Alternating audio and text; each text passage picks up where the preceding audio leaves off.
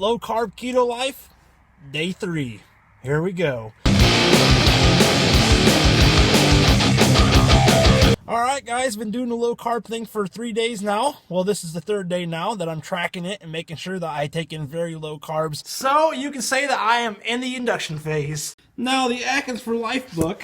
To get your weight loss program off to a fast start, you limit your carbohydrate intake to just 20 grams of net carbs per day for a minimum of 2 weeks. And I'll be the first one to admit it. 20 grams of carbs a day, that ain't jack. For example, this package of cocoa right here, 34 grams of carbs. 1 packet. The reason that the given number is 20 grams of carbs per day to get into induction, that way it's a given that you don't overeat on carbs, because if you overeat on carbs, then you're never going to get into the ketogenic state and you're never going to get into that fat burning mode and burning your fat for fuel. And that's pretty much the whole point of being on a low carb diet, is getting to the point where you're burning fat, your body fat, and you're using that as fuel. Hey, what's this? Check it out, guys.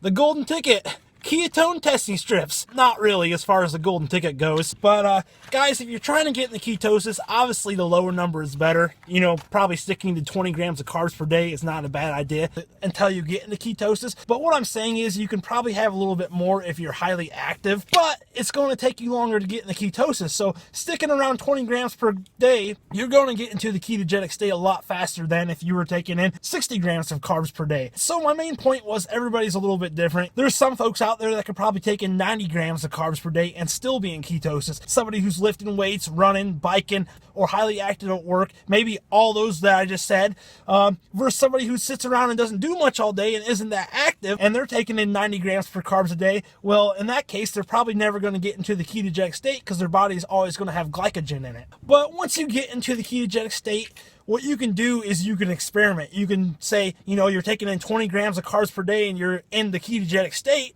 Well, then you can bump it up to 30 grams a day, 40 grams a day, 50 grams a day, 60 grams a day, and you can just keep going up until you figure out how many carbs per day takes you out of the ketogenic state. And then that number right there is the number that you stick to when you're on a low carb diet. Anyhow, guys, these testing strips right here, we'll open these up. Yeah, I guess I'll break the seal on it. Heck, why not? So you got these strips right here.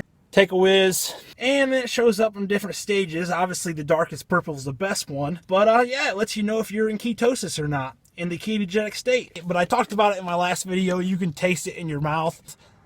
You can see it on your tongue. It's got all this white stuff on it. You can just tell it when you're in the ketogenic state. But I figured, what the heck, these were like $5.19. Went ahead and bought myself an early birthday present, and I'll have fun with them. I'll have fun measuring and doing that kind of stuff. So all right, guys, that's it. I'm gonna go get on the treadmill, or maybe I'm gonna go hit some weights and then do the treadmill after that. But yeah, guys, this is my introduction to ketosis. I'm on day 3 right now. If you're new here and want to follow the journey, be sure to smash the subscribe button right there. And all right, guys, I will see you in the next one.